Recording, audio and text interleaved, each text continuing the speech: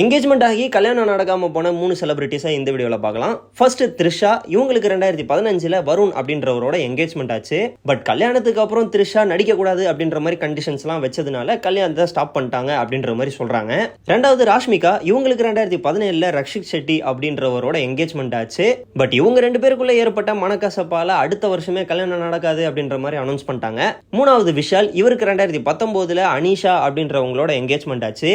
ஆனா அந்த டைம்ல வரலட்சுமி சரத்குமாருக்கும் விஷாலுக்கும் இடையே கிசு நிறைய பேசப்பட்டுச்சு அப்படின்றதுனால இதுவுமே ஸ்டாப் ஆயிருச்சு. பட் இப்ப விஷால் ஷாஹித் அன்ஷிகாவை என்கேஜ்மெண்ட் ஆகி கல்யாணம் வரைக்கும் போயிருச்சு. கூடிய சீக்கிரம் கல்யாணமும் நடக்க போகுது அப்படின்ற மாதிரி சொல்றாங்க.